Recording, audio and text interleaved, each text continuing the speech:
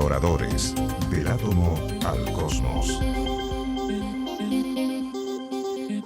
¿Cómo están? Comenzamos esta nueva edición de Exploradores del átomo al cosmos. Como todas las semanas les recordamos, estamos revisando la ciencia, la innovación, la tecnología hecha en nuestro país por los diferentes institutos, los centros también que han compartido con nosotros sus experiencias y vivencias. Hoy nos acompaña el director del Instituto de Sistemas Complejos de Ingeniería, Leonardo Basso, para contarnos qué se estaba haciendo y en varios puntos que han tenido mucha importancia y relevancia en nuestro país. A comienzo de 2022, de hecho, Chile recibió el premio Franz Edelman, el premio más importante de la ingeniería aplicada del mundo. El reconocimiento fue por el trabajo realizado para enfrentar la pandemia que lideró el Instituto de Sistemas Complejos de Ingeniería en colaboración con otras instituciones públicas y privadas. Hoy vamos a estar contándoles sobre algunas de las innovadoras herramientas que desarrollaron y que ayudaron a salvar vidas. Los investigadores del instituto trabajan hace décadas en el área de la salud, utilizando inteligencia artificial para enfrentar problemáticas en esta área. Uno de sus proyectos consiste en el diseño de una herramienta que ayude a los médicos, especialistas o no, a detectar de manera temprana el melanoma a partir de diferentes lesiones en la piel. También les contaremos sobre el importante trabajo que está realizando el instituto para promover políticas públicas de prevención y detección temprana del cáncer de mamas y próstata, y sobre las iniciativas que están desarrollando para disminuir la lista de espera en trasplante de riñón. Acompáñanos en este capítulo de Exploradores del átomo al cosmos. Lo decíamos al comenzar, ¿de qué manera la investigación científica puede aportar a la creación de políticas públicas? En la primera nota les cuento de qué se trata.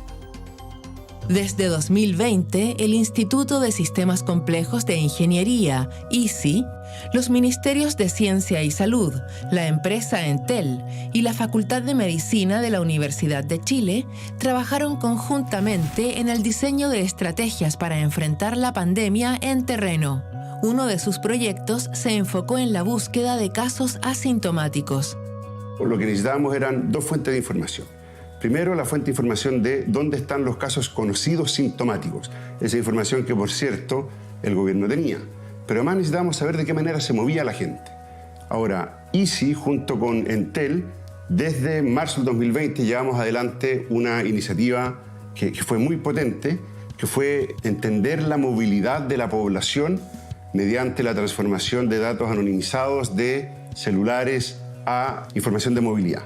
Entonces lo que hicimos fue un modelo que nos permitiera predecir hacia dónde se estaban moviendo los posibles contagios asintomáticos, de manera de encontrar lugares de concentración de ellos e instalar ahí estos carros de toma de PCR gratuito. Esta herramienta, que estuvo a disposición de los Ceremis y servicios de salud de todo el país, se comenzó a implementar en noviembre de 2020, con actualizaciones semanales. Esto no solo permitió hacer un uso más eficiente de los recursos destinados a testeos, sino que además logró identificar cerca de 23.000 casos que, de no haber sido capturados, habrían contagiado a miles más. Otro de los trabajos que realizó el ISI durante la pandemia fue el monitoreo de la efectividad de las vacunas usadas contra el COVID-19. Los resultados de este sistema de monitoreo de la inmunidad IgG nos mostraron, primero y más importante, que las vacunas funcionaban. En particular, la vacuna Sinovac levantaba inmunidad, una alta inmunidad, 2 semanas después de la segunda dosis, lo que fue muy buenas noticias, dado que Chile tenía una estrategia única de vacunación basada principalmente en Coronavac. Los resultados también nos mostraban que, tal como cualquier vacuna basada en virus inactivado, esta inmunidad tendía a decaer con el tiempo. Y eso lo contrastamos versus los resultados que obtuvimos para la gente vacunada con Pfizer, que usa esta tecnología de RNA mensajero, y los resultados nos mostraban que la inmunidad aparecía rápidamente, incluso solamente con la primera dosis, y se mantenía en el tiempo constante por muchísimos meses. Esta fue información que facilitamos al gobierno y fue fundamental para acelerar, por así decirlo, la decisión de aplicar una tercera dosis. La creación de estas y otras herramientas para enfrentar la pandemia llevaron a que a comienzos de 2022 el ISI recibiera el reconocimiento más importante a la ingeniería aplicada del mundo al ganar el prestigioso premio Franz Edelman, conocido como el Nobel de la Investigación de Operaciones y Analítica. Esta iniciativa, junto con las otras que ganaron el premio Edelman, una de las razones por las cuales las ganan es porque una muestra bien impresionante de colaboración entre el sector público, el sector privado y la academia. Quedó demostrado que cuando existe ese trabajo mancomunado y colaborativo, se pueden obtener resultados reales, concretos, para beneficio social y económico de la población. Y esto es una lección que es relevante para Chile y para el mundo, y que es algo que definitivamente no podemos dejar de abordar de manera, esta vez, menos desesperada, sino un poquito más sistemáticamente. Para hablar de estas y otras innovaciones e investigaciones estamos ya en el estudio con Leonardo Basso, director del Instituto de Sistemas Complejos de Ingeniería. Leonardo, muchas gracias por acompañarnos. Bienvenido. Un gusto, como siempre. Muchas gracias. A ver, para ustedes la pandemia, bueno, para todos ha representado, sí que la pandemia, por supuesto, pero en los inicios se necesitaba información, también dar un giro a muchas cosas que uno da por hecho, y gracias a la ingeniería se permite justamente, dos de las investigaciones, tuvieron bastante más de hecho, que ayudaron justamente en esos minutos tan complejos, saber sobre la movilidad de los contagios y saber también la efectividad en las vacunas cuando llegaron. ¿Cómo toman el desafío ustedes con respecto a esa situación que se vivió? Cuando comienza la pandemia, lo que había era desinformación casi total, claro, ¿cierto? En todo el mundo. No sabíamos casi nada, solamente... Lo único que teníamos claro es que iban a haber cuarentena. Eso era lo que sabíamos en ese momento. Claro. Y fue por eso mismo que nosotros buscamos un partner, Entel. Hicimos la primera iniciativa que da paso a lo que sigue, y fue transformar de manera anonimizada y agregada información de conexión de los celulares a las antenas en información de movilidad. Muy importante, siempre anónimo. Anónimo y agregado. No tenemos agregado. Muy lejos del gran hermano, procesar los datos tomaba una semana. Y eso nos permitía saber si las cuarentenas estaban siendo efectivas o no. Ese fue el primer paso. Tuvimos ahí información súper importante. Las cuarentenas no eran efectivas en las comunas más pobres y más aisladas. Cuando el virus nos da un respiro y pasamos hacia adelante y queremos comenzar a capturar los casos asintomáticos, algo muy terrible este virus es que la gente puede contagiar durante muchos días sin saberlo. Claro. Se nos ocurrió cruzar esta información de movilidad con la información que había conocida de casos concretos. Y en ese momento le ofrecimos a la autoridad una manera de testear mejor. Testear en el espacio público, buscando, si quieres, la aguja en el pajar. ¿Dónde testeamos para encontrar más casos asintomáticos, haciendo algunos cálculos que se nos fueron ocurriendo? Muchas veces los mapeos, cuando se dicen los puntos calientes, donde efectivamente se tienen que destinar los recursos, la infraestructura y la logística para hacer más eficiente, en este caso el testeo, ¿se puede aplicar a otras prácticas también? Eso fue exactamente eso. Cómo hacerlo muy eficiente. Nos fue muy bien con esta idea. Capturamos muchos casos asintomáticos que, aislados adecuadamente, significa que el virus se controla, hay menos contagio. Tuvimos casi un año y medio llevando adelante esa iniciativa y ofreciéndosela a los CEREM y a los servicios de salud. Claro, porque finalmente lo que se hace es predecir, pero predecir con información, con data, cruzando data y tampoco escapando de la realidad socioeconómica, de los territorios, la diferencia, por ejemplo, en las comunas, que siempre se hablaba de Santiago. Esos son todos los elementos que hay que poner en la juguera para llegar a un resultado efectivo, ¿no? De todas maneras, y yo quiero relevar acá que esta iniciativa que vimos acá en el video requiere la información y el trabajo del Ministerio de Salud, con ambas subsecretarías, Salud Pública y Redes Asistenciales, más el trabajo de una compañía privada, Entel, que se la juega con esta información. Esto es alianza público-privada. Y el trabajo de los académicos, claro, la triple hélice que nos gusta tanto hablar. Muy importante eso. Ustedes como instituto han ido también motivando eso, muchas veces siendo intermediario o actores también protagónicos de esta triple hélice, ¿no? Parte de lo que queremos hacer en el instituto es... El ego de los académicos es relativamente alto, lo digo yo mismo. Es bajar y poder generar herramientas innovadoras, sin duda, pero que puedan ser utilizadas por los usuarios finales. Es decir, que las herramientas lleguen a terreno y sean aplicadas y no queden solamente en el papel. Y en ese sentido hemos logrado en el tiempo coordinar al sector público y al sector privado para generar esas herramientas, en particular en COVID. Claro, en mundos que son bastante distintos, porque muchas veces se habla de la alianza público-privada, puede haber una relación, pero cuando entra la academia también es un mundo distinto, y aquí tiene que haber una historia, una relación, pero me imagino que sobre todo una confianza, que es clave en las relaciones humanas. De todas maneras, uno tiene que generar la confianza. Aquí, para los auditores, lo que funcionó muy bien fue hacer pilotos que funcionaron y demostraron que esto podía llevarse luego a nivel nacional. Hay que generar esa confianza y hay que demostrar que uno está dispuesto a llegar a terreno y no quedarse simplemente en el concepto. Claro, aquí en el programa siempre nos metemos bien de lleno en lo que es la ciencia básica llegada a la ciencia aplicada finalmente. Claro. Que muchos dirían es un paso que parece bastante lógico, pero no es tan así. Hay que hacer todo un proceso también de ir a través de piloto, a través de la experimentación, generando, insisto, esa confianza y por sobre todo un sistema que vaya funcionando y también que vaya evolucionando, ¿no? Porque esto no es estático. Absolutamente. Nosotros en particular en COVID fuimos aprendiendo. Partimos con movilidad, luego se nos ocurrió hacer la búsqueda de casos activos en el espacio público y a partir de eso, tú mismo lo decías, Nicolás, se nos ocurrió luego que podíamos testear a la población y comenzamos a ver la reacción inmunológica ante las vacunas.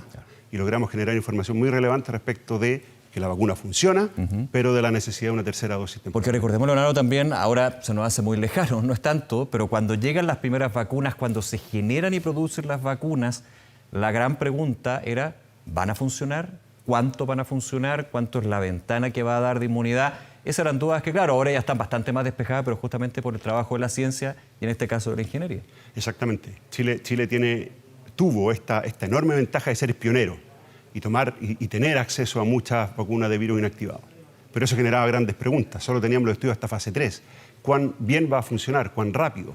Esperar a ver si es que la gente se enfermaba o no 2 meses después de la vacuna podía ser tarde. Y ahí se nos ocurrió monitorear este anticuerpo muy específico que es el IgG y ver si es que efectivamente la vacuna lograba generarlo y lo hicimos a nivel poblacional con más de 100.000 sujetos. Y aprovechando lo que fue la experiencia de las anteriores que habían tenido, ¿no? La herramienta. Exactamente. Una de las grandes cosas, como decías tú, es que vamos aprendiendo. Se nos ocurre esta idea y aparecen personajes que dicen, esto hay que hacerlo. Yo quiero aprovechar aquí de saludar a Miguel O'Ryan, Juan Pablo Torres, Emilio Santelice de la Facultad de Medicina de la Chile, a Marcela Zúñiga de Redes Asistenciales, que dijeron, esto lo podemos hacer a nivel nacional, hagámoslo. Ahora, en este punto, y tiene que ver con la pandemia, pero desde el trabajo que desarrollan en el instituto, ¿qué puntos van situando? Comentábamos también el reconocimiento internacional del premio que comentábamos. Es bien relevante para difundir lo que es su labor, pero sobre todo ir teniendo una constatación de que la investigación puede ser aplicada finalmente, ¿no? Me imagino que eso es bien importante. El premio que ganamos, muy importante, puso a Chile a nivel internacional en términos de ingeniería aplicada en ingeniería y salud, que es lo que nos ocupa. Y permite efectivamente demostrar que hay espacio para hacer grandes cosas si es que uno pone los esfuerzos del sector privado, el sector público y la academia. Quizás ahora que el COVID va más bien en retirada, podemos hacerlo con más calma de lo que hicimos antes. Claro. Leonardo, vamos a hacer una pausa, pero antes los invito a ver la siguiente nota para seguir conociendo más del trabajo que está desarrollando el instituto. Hacemos una pausa y volvemos a conversar con Leonardo Basso.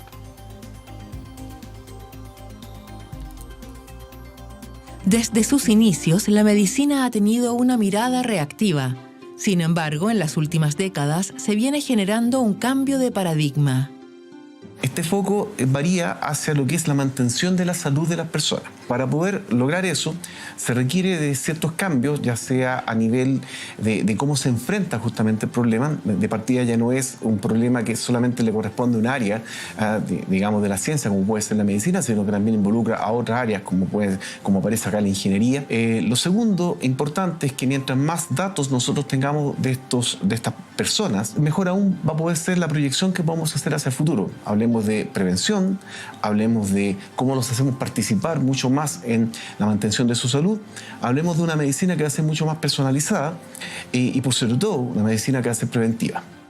Ante este escenario, la inteligencia artificial surge como una herramienta que puede ser fundamental. La cantidad de datos solo va a crecer y se va a complejizar.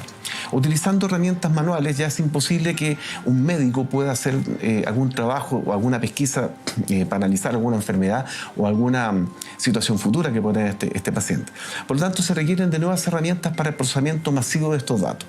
Esas herramientas están contenidas dentro de lo que es el concepto de inteligencia artificial, que en el fondo viene a transformar ciertas rutinas que nosotros podemos tener en el ámbito médico en algo que pueda ser automatizable. Entonces tenemos por una parte procesamiento masivo de datos y también por otro lado la posibilidad de estar entregando información y conocimiento y algunas indicaciones para que estos equipos médicos puedan trabajar mejor, sean mucho más certeros, sean mucho más eficientes, y no solamente en el ámbito de curar enfermedades o mantener la salud, sino que también en toda la organigrama que tienen las clínicas y los hospitales. Entonces, todo esto, ¿qué es lo que necesita? Mantención de datos, procesamiento masivo de datos, generación de conocimiento, generación de información, generación de estos consejos que le teníamos que dar a las personas, y todo eso lo va entregando evidentemente la inteligencia artificial, que dicho sea de paso, lo que hace es entregar todo aquello que necesitan los equipos médicos y todas las personas, los profesionales de la salud, todos los que están involucrados para tomar mejores decisiones. Es en esta área que el Instituto de Sistemas Complejos de Ingeniería viene trabajando hace décadas. Uno de sus proyectos consiste en generar una alerta temprana para detectar melanoma, a partir de la identificación de diferentes lesiones cutáneas. Esta herramienta persigue dar la posibilidad de que un médico que no está formado directamente en lo que es en dermatología, un especialista, pueda también tener una alerta temprana. Imaginémonos este médico general de zona que está en algún pueblo un tanto apartado, que ve una lesión cutánea. Va a sacar la foto, evidentemente, de esta lesión, el algoritmo la va a procesar y le va a decir, mira, ¿sabes qué? Aquí hay una alta probabilidad de que esta persona tenga un problema relacionado con melanoma, así que hay que derivarlo. Y en el otro caso, bueno, va a decirle simplemente todavía no tenemos evidentemente toda la información necesaria, o esta persona definitivamente no tiene el problema. Con eso uno descongestiona evidentemente el sistema, porque especialistas médicos faltan y van a seguir faltando en el futuro. A través de estos y otros proyectos, el ICSI busca aportar desde sus conocimientos en ingeniería y ciencia de datos a avanzar hacia la medicina del futuro y así mejorar la calidad de vida de las personas.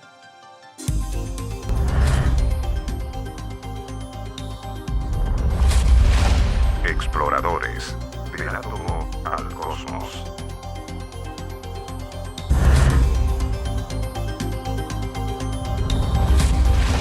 Exploradores del átomo al cosmos. Regresamos al programa, estamos conversando con Leonardo Basso, director del Instituto de Sistemas Complejos de Ingeniería. Leonardo, antes de la pausa veíamos en la nota la relevancia también que le da el Instituto a la inteligencia artificial. Tantas veces que se habla. Cuéntame un poquito cómo se aterriza dentro del trabajo que hace el ICSI. Claro. Quizás primero una definición de inteligencia artificial. Creo que es muy bueno, muy bonito. Si uno quiere ser muy sucinto, inteligencia es aprendizaje y razonamiento. Ya. Cuando estamos hablando de inteligencia artificial, estamos hablando de aprendizaje. Los juegos de computador, cuando uno juega ajedrez, por ejemplo, lo que el ajedrez hace es, bueno, si pasa esto, entonces toma esta decisión. Claro. Lo que el aprendizaje de máquinas hace es que aprende después de ver muchos datos, que son cada vez más masivos, y de reconocer patrones. Lo que eso permite es que cuando ve un cierto patrón, puede sugerir una acción o tomar una acción. Una acción con la cual se puede actuar de la mejor forma o con el mejor resultado. Exactamente. Desde el punto de vista de la inteligencia artificial, el aprendizaje máquina y su aplicación a salud, en lo que estamos trabajando y lo que se veía, lo que veían ahí en el clip, es la aplicación a melanomas. Uh-huh. Y la idea es la siguiente. Los especialistas ven los lunares, ven las imágenes, en base a su experiencia reconocen ciertos patrones y dicen esto debiese ir a biopsia o esto no es de preocupación. Claro. Lo que estamos haciendo es que mediante el reconocimiento de patrones y con una foto, esto permite apoyar al especialista. Hay que pensar en un general de zona que está muy lejos, uh-huh, que puede recibir apoyo de esta herramienta que le va a permitir decir, basado en los patrones que hemos visto, 40.000 fotos, 400.000 fotos, esto es de urgencia o no es de urgencia o es descartable. Ayuda entonces a una detección temprana, claro, pero también ayuda a no enviar tanto cosas a biopsia y por lo tanto a descongestionar el sistema. Claro, engrosar, por ejemplo, lo que es la lista de espera. Sin ninguna duda, es un estudio caro, es un estudio que si es demasiado lento pone en riesgo vidas. El especialista entonces tiene el apoyo de esta inteligencia que aprende y sugiere. Mira, y interesante eso, porque siempre cuando se habla de la inteligencia artificial se piensa que aquí desde lo computacional, desde el cálculo, desde los vectores se puede tomar una definición completa. Aquí luego pasa por un especialista que es el que finalmente también toma la última palabra en base a la información que se le da, ¿no? De todas maneras, sin ninguna duda. No se reemplaza, a eso me refiero, No, sino no, que no. todo lo contrario, se complementa. Claro, los especialistas están en dos espacios. Están en el espacio de enseñarle para que la máquina aprenda a reconocer estos patrones y están al final. Este es un soporte, un apoyo al especialista que está al principio para enseñarle a esta máquina esta herramienta y al final para tomar la decisión. Siempre podemos arrancarnos un poco con la fantasía, claro, pero al final es una herramienta que ayuda a entregar información para decidir mejor. Leonardo, vamos a la última nota aquí en Exploradores. Continuamos en el tema salud, pero esta vez en otras áreas de gran relevancia, como lo es la lista de espera para trasplantes de riñón y el cáncer de mamas y de próstata. ¿Qué han hecho en el instituto en torno a este tema? Lo revisamos. Anualmente en Chile se hacen entre 200 y 300 trasplantes de riñones. Sin embargo, son más de 2.000 los pacientes que esperan este órgano. Reducir los tiempos de espera, considerando factores como la eficiencia y equidad, es el objetivo del trabajo que realiza un grupo de investigación del Instituto Sistemas Complejos de Ingeniería. Es muy importante poder determinar cuáles van a ser la vía útil de estos órganos al ser trasplantados en distintos tipos de pacientes. Esto es lo que se utiliza para definir las prioridades que tienen los pacientes en el sistema de trasplante nacional. Nuestro trabajo a través de simulaciones y basado en datos permite generar predicciones sobre la duración que van a tener estos trasplantes en distintos pacientes. De forma paralela, este equipo trabaja en otro proyecto vinculado con los trasplantes de riñón. Uno de los grandes problemas que hay en el sistema de trasplante nacional es la falta de donantes. Una forma de sopesar esto es poder generar incentivos para que haya más donantes vivos. El problema es que no podemos permitir que cualquier donante vivo, ¿cierto?, entregue un riñón a otra persona desconocida, porque eso podría generar ciertos problemas a nivel social. Por lo tanto, lo que se ha buscado es poder mejorar, ¿cierto?, la tasa de donantes vivos, permitiendo que un sistema central permita intercambiar órganos entre donantes cuando son incompatibles con el paciente que viene de alguna manera asociado a cada donante. Y eso es lo que se llama el trasplante nacional cruzado, que hasta ahora no se ha utilizado en Chile, pero sí ha mostrado muy buenos resultados en otros países y estamos trabajando en implementarlo. Otro grupo de investigadores del ICI, en conjunto con el equipo del Dr. Zoltán Berger del Hospital Clínico de la Universidad de Chile, trabajan conjuntamente en otra área de preocupación para la salud pública, el cáncer de mama y el colorectal. Ambos son de gran incidencia en Chile, pese a que existen exámenes preventivos o bien de detección temprana. La motivación original de esta investigación era generar políticas de prevención o detección precoz de estos cánceres, es decir, a qué edad es recomendable empezar a hacer estos exámenes de lo que se llama tamizaje y con qué frecuencia. En el camino descubrimos que hay información que falta o que no es de buena calidad, entonces nuestra investigación inicial fue estimar la incidencia por grupo etario, por región, por previsión, también cuál es la sobrevida de estas enfermedades, y esto ya está resumido en algunos papers de investigación publicados y que son el alimento para poder trabajar en esta segunda etapa de nuestra investigación. Uno de los datos que más llamó la atención de los investigadores fue constatar que los pacientes que se atienden por ISAPRE tienen una sobrevida mayor que quienes lo hacen por FONASA, pese a que el Plan GES contempla el tratamiento gratuito de ambas patologías una vez que han sido diagnosticadas. Este resultado les abrió nuevas preguntas a estudiar. Queremos entender la razón de esta diferencia. Y es importante porque esto nos lleva a definir distintas políticas públicas. Por ejemplo, si la razón es que hay menor prevención, entonces hay que poner recursos en aumentar la prevención o la detección precoz en esos segmentos de la población. Pero si llegamos a que la gente llega con peores condiciones de salud, a lo mejor los recursos hay que ponerla en prevención primaria, donde, por ejemplo, atacamos la obesidad o atacamos el sedentarismo, de manera de que la gente llegue en mejores condiciones, si es que tiene que enfrentarse a esta enfermedad. Esta nueva etapa de investigación también incluye utilizar herramientas de inteligencia artificial para determinar pacientes de riesgo y diseñar la estrategia de prevención más adecuada a cada persona. A través de estos proyectos, el ICI espera generar información relevante para la creación de políticas públicas y así aportar a que nuestro sistema de salud sea cada vez mejor. Bien, volvemos al programa. Leonardo, creo que es bien relevante aquí, lo decíamos también al principio del programa, la relación de la academia con lo privado, pero también las instituciones del Estado. En este caso lo veíamos en la nota para ir mejorando y muchas veces cambiando políticas públicas. En este caso, en un tema tan importante como es la salud. Claro, sin duda.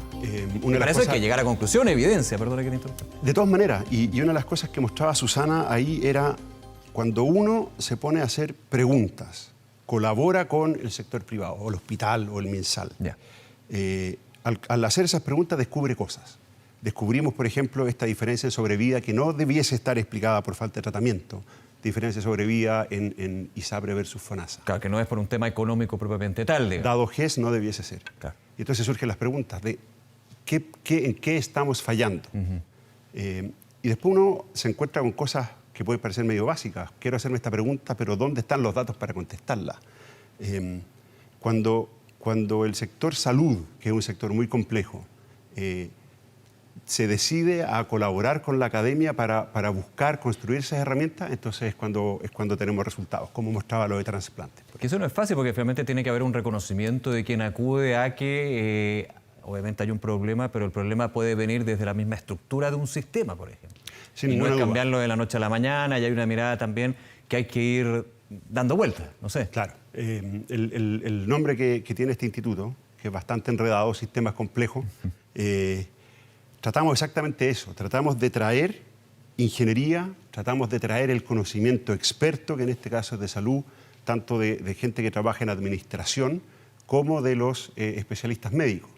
Y solo con esa mirada sistémica somos capaces de avanzar. Aquí no es solamente, como dirían muchos, la hoja Excel, digamos, la guía Excel. Aquí hay que entenderla, hay que entender los datos y tener gente que la pueda interpretar y representar en la realidad, ¿no? Y eso es lo que hemos estado comentando en otro programa. De todas maneras, y si uno pudiera contar tanto en COVID como en trasplantes, como en melanoma, como en cáncer mamario colorectal, las reuniones que ocurren entre el sector privado y el sector público, los académicos, son muchísimas, toman mucho tiempo y finalmente terminamos hablando en el mismo idioma. Claro. Yo digo que los ingenieros nos convertimos en médicos en ejecución.